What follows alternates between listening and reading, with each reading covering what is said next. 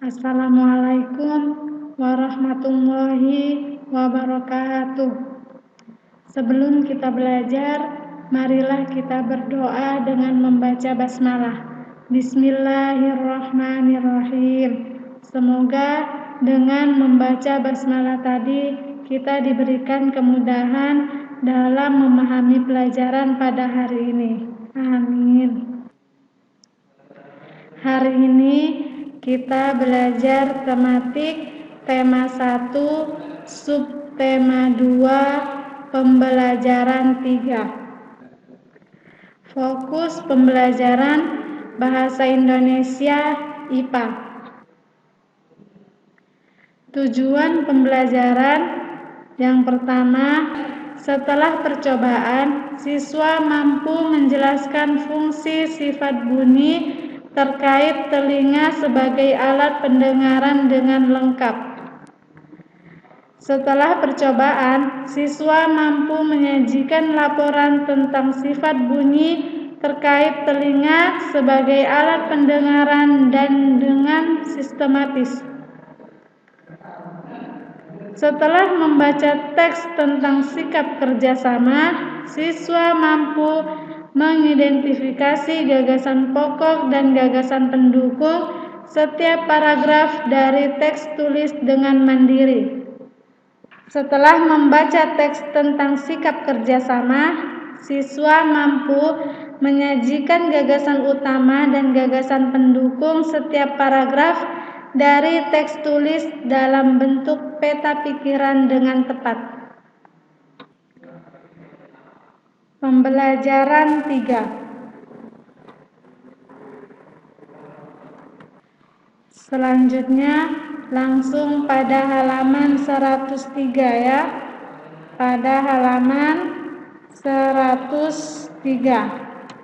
Ayo berlatih. Saat bermain bakiak, kamu tentunya harus mendengarkan peluit yang ditiupkan guru dan aba-aba temanmu. Kegiatan tersebut tentunya membutuhkan pendengaran yang baik. Masih ingatkah kamu tentang pentingnya indera pendengar? Ayo kita mengingatnya kembali.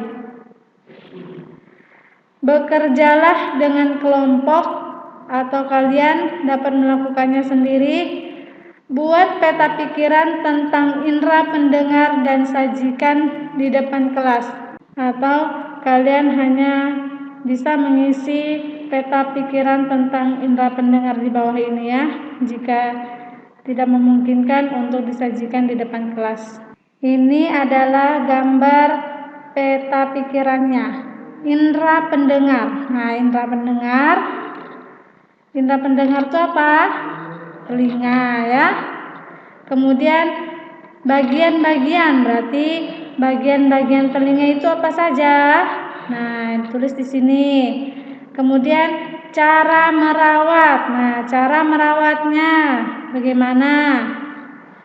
Kemudian cara bekerja. Cara bekerjanya seperti apa? Kemudian fungsi indera pendengarnya apa? Fungsinya sebagai apa? Telinga sangat penting bagi kita. Dengan telinga, kita dapat mendengar bunyi-bunyian. Kamu sudah melakukan percobaan tentang sumber bunyi. Kamu bisa mendengar alat musik tradisional karena telingamu berfungsi dengan baik. Oleh sebab itu, rawatlah telingamu dengan baik. Selanjutnya, pada halaman 104. Nah, sekarang kamu akan melakukan percobaan tentang sumber bunyi seperti pembelajaran sebelumnya. Namun, kali ini kamu harus mencari alat sendiri dan mencoba membunyikannya.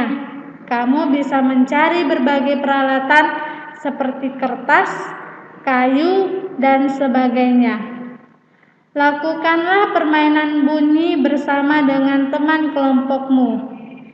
Secara bergantian, kamu bisa menebak sumber bunyi yang dibunyikan temanmu. Ya, caranya ambillah berbagai macam benda. Kemudian kamu dan beberapa temanmu bersembunyi di tempat berbeda sambil memegang benda. Bunyikan benda secara bergantian. Minta temanmu menebak siapa pemegang benda. Tebak sumber bunyi benda dengan temanmu secara bergantian. Ini bisa kalian lakukan juga bersama anggota keluarga kalian ya. Kemudian, berapa kali kamu bisa menebak sumber bunyi? Sumber bunyi mana yang mudah kamu tebak? Sumber bunyi mana yang sulit kamu tebak? Tulislah laporanmu pada tempat yang tersedia. Nah, ini adalah laporan kegiatan percobaan ya. Percobaan yang tadi kalian lakukan. Nama percobaan, namanya apa? Tujuan percobaannya, untuk apa kalian melakukan percobaan? Alat dan bahannya apa saja? Kemudian langkah kerjanya, bagaimana kalian melakukan tahap-tahap proses percobaan ya. Kemudian selanjutnya hasil percobaannya seperti apa? Kemudian simpulkanlah hasil percobaan yang kalian lakukan. Di pembelajaran sebelumnya, kamu sudah membaca cerita tentang tong sampah gotong royong. Bacalah sekali lagi cerita tersebut dan tulislah gagasan pokok dan gagasan pendukungnya. Gunakan diagram-diagram berikut. Nah, ini adalah teks tentang tong sampah gotong royong. Kalian bisa membaca teks ini sekali lagi ya, untuk menentukan gagasan pokok dan gagasan pendukung. Teks ini berada di halaman 86. Di halaman berapa? Halaman 86 ya. Sampai halaman 87 ya, sampai halaman 87. Setelah kalian membaca teks tentang tong sampah gotong royong tadi, maka kalian bisa menentukan gagasan pokok dan gagasan pendukung pada setiap paragraf ya. Ini pada paragraf 1 kalian bisa tulis.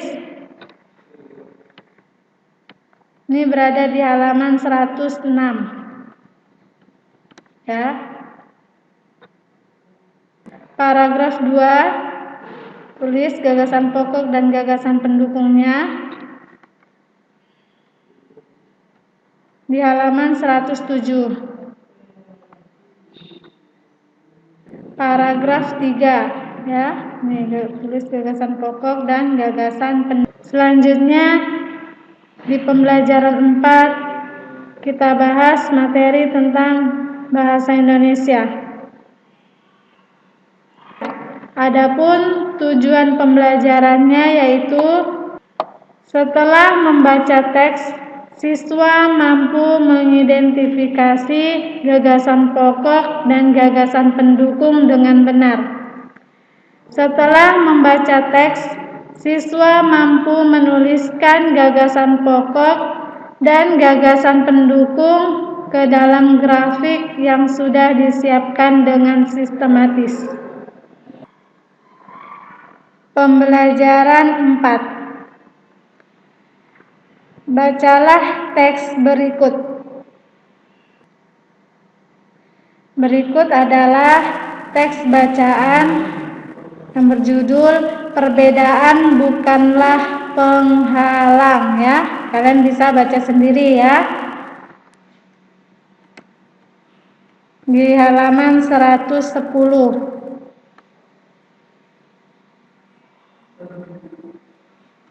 Dilanjutkan pada halaman 111. Setelah kalian membaca teks tadi, dari teks di atas carilah gagasan pendukung.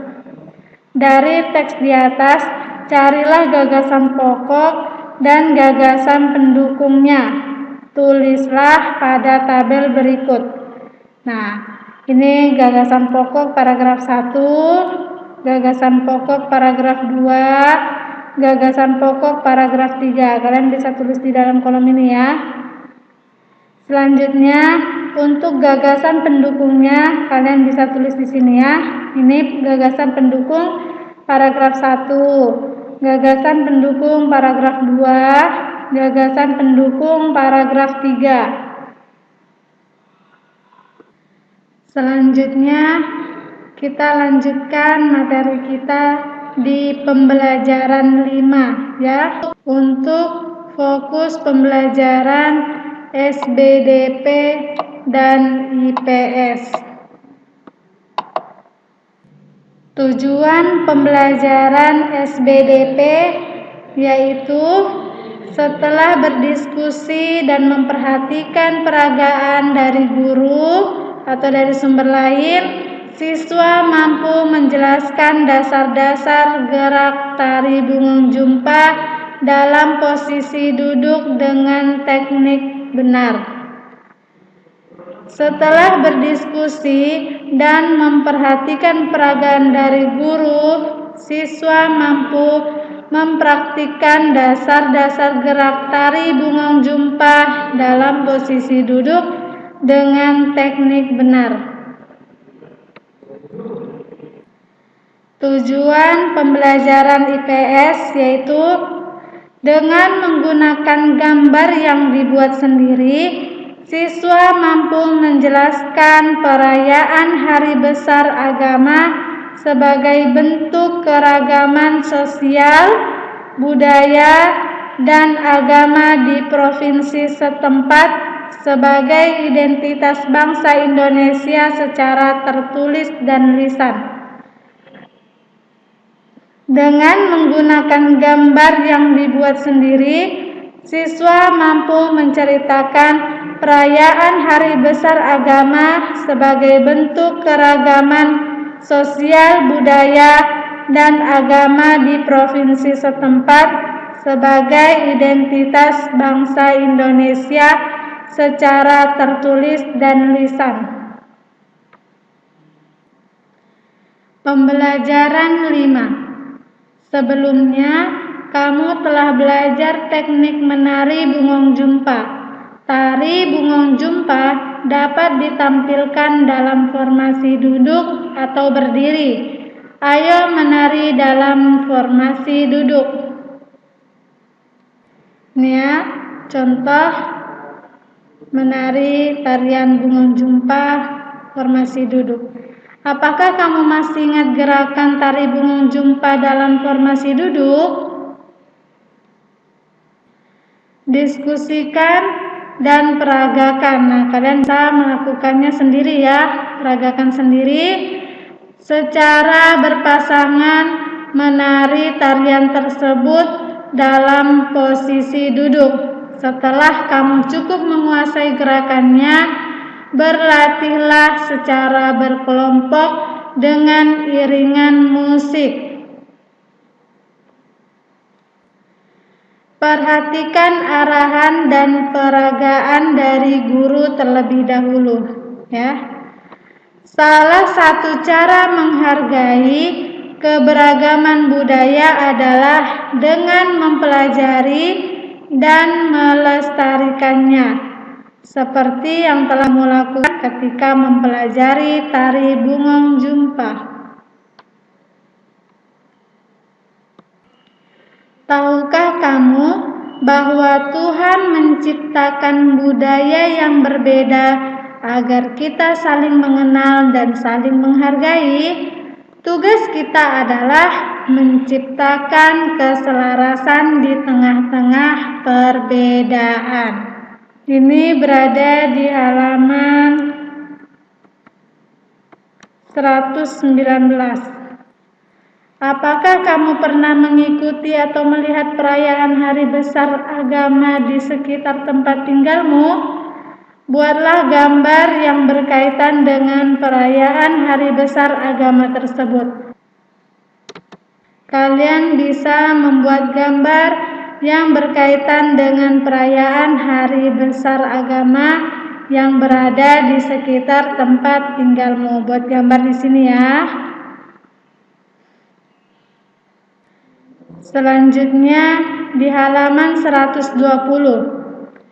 Sekarang saatnya kamu menceritakan secara tertulis tentang perayaan hari besar keagamaan yang pernah kamu ikuti atau yang pernah kamu lihat di lingkungan tempat tinggalmu. Nah, kalian bisa buat cerita di sini ya tentang perayaan hari besar agama yang pernah kalian ikuti maupun kamu lihat di sekitar tempat tinggalmu.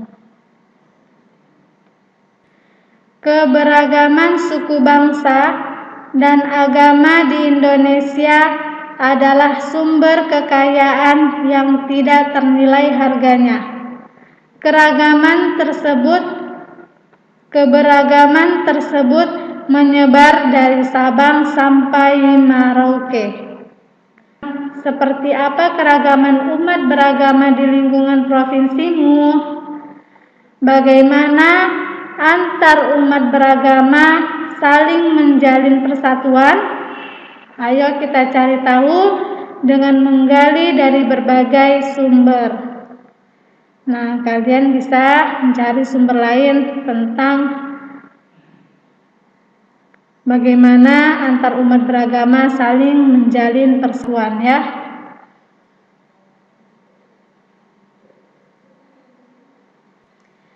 Selanjutnya pembelajaran 6 ya.